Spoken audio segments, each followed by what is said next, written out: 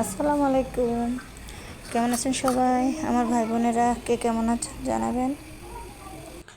সকালবেলা আমরা নাস্তা করে আমাদের আজকে নাস্তা ছিল রুটি ভাজি ডিম।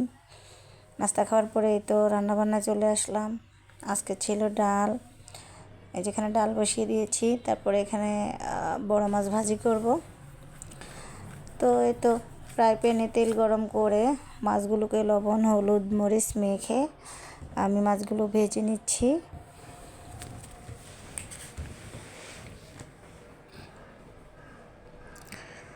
এই তো মাছগুলো ভেজে নিতেছি।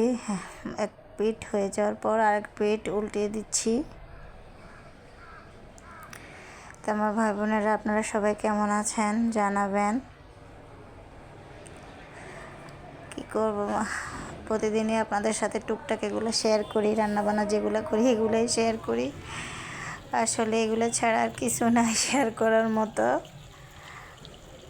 রান্নাবান্না করি এগুলাই দেখাই। মাছগুলোকে ভেজে নিতেছি ভালো করে লাল লাল করে।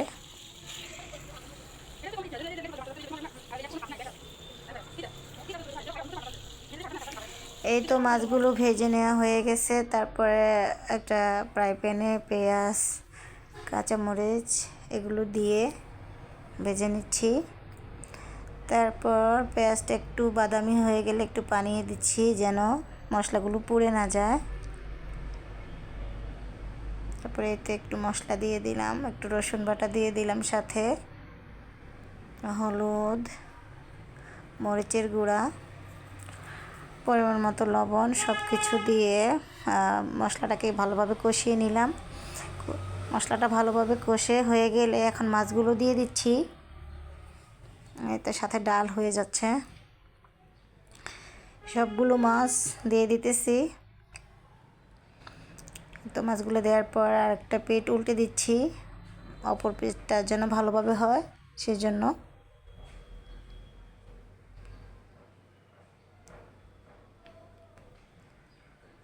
কি সুন্দর হয়েছে তরকারিটা, তাই না? দেখতে কি সুন্দর লাগছে কালারটা।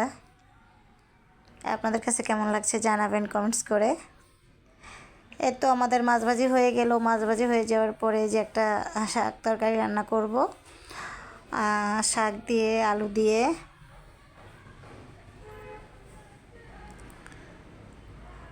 তো মশলাটা কষানো হয়ে গেলে আমি শাকগুলো দিয়ে ঢাকনা দিয়ে দিলাম। আর এই পাশে ডাল হয়ে যাচ্ছে। এই তো শাকের তরকারিটা পুরোটা দেখালাম না। শাকটা সিদ্ধ হয়ে গেছে, সাথে এক পিস মাছ দিয়ে দিয়েছি। মাছগুলো দিয়ে ভালোভাবে নেড়েচেড়ে কষিয়ে নিচ্ছি। আলু শাক এগুলো অলমোস্ট সিদ্ধ হয়ে গেছে।